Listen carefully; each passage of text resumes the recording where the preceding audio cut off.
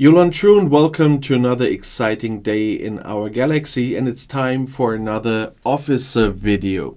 But before I talk about Kang today, I just want to say, if you're not a subscriber of my channel yet but do like my videos, then please do subscribe to my channel.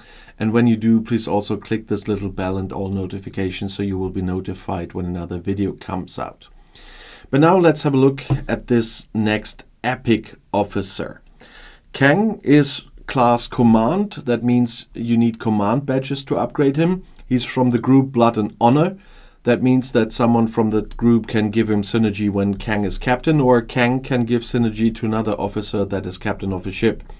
And he's from the faction Klingon Empire, which for once means you need Klingon faction credits to upgrade him. But as you will see later, it has to do with recruiting him as well. And there is a short explanation about him in the info box if you want to know more about Kang. He, of course, does have a captain maneuver. That's why I said he can get synergy, and that's the Daha Master. And that means at the start of battle, Kang has an 80% chance of dealing a hull breach to the opponents for 3 rounds.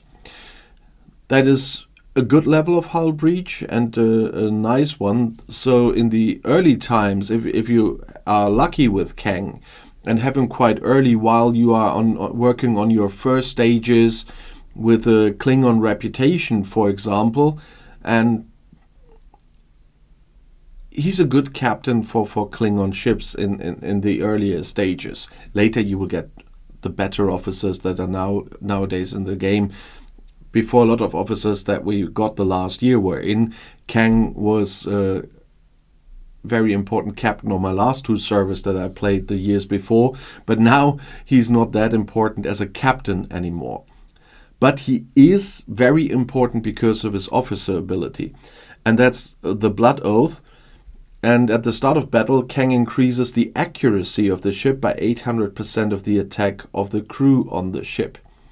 If you have seen my crew videos for mission bosses, there's where you can see how important Kang is for fighting mission bosses. There are officers. I gave you some crews for explorers, for fighting explorers, for fighting battleships, and for fighting what's the one I'm missing now? Interceptors.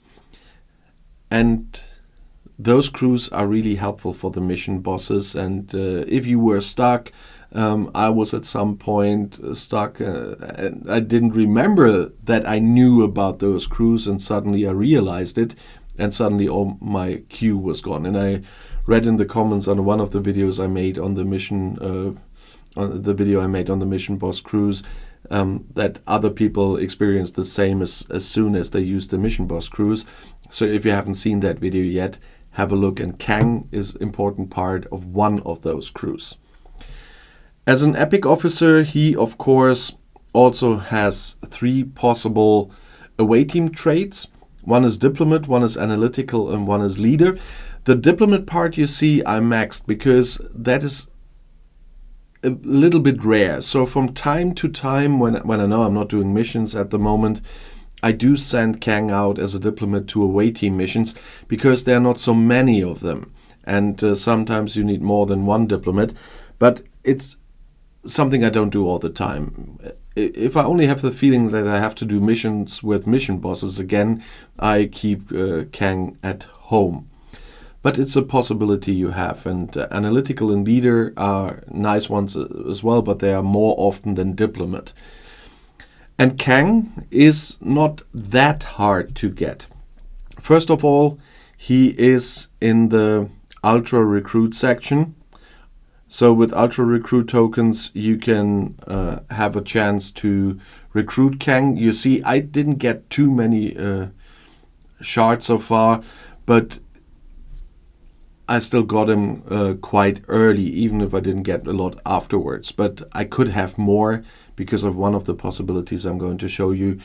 But he's doing a great job on this level already, if I go against mission bosses. And ultra recruit tokens are a normal way of recruiting, so he's not one of those difficult officers, so to speak. And if you are one of the people spending faction credits on these elite recruits, then you have a chance to get more Kang shards via the elite Klingon recruit as well. And as soon as you have your first transporter patterns, you also can get Kang shards here via the transporter pattern section. Even if I have to scroll a little bit more, here he is. And that's what I meant with I can upgrade him more by using that. I don't know what level he was now. He's not close to max yet, but I can get more shards here as well via the transporter pattern section when I decide to do so. But I'm upgrading my Georgiou still, and she's a very important officer for me as well. And so I'm going for her first with the transporter patterns. I've got all the officers that you can get via transporter patterns, so I only have to decide at the moment which ones I want to upgrade with the help of the transporter patterns. If you don't know how the transporter patterns works, how you get them and so on, there is a video on my channel as well about the transporter patterns. But Kang is indeed a nice and helpful officer. I'm still using for the mission bosses, as I said. And so if you want to share your experiences with Kang, please let me know.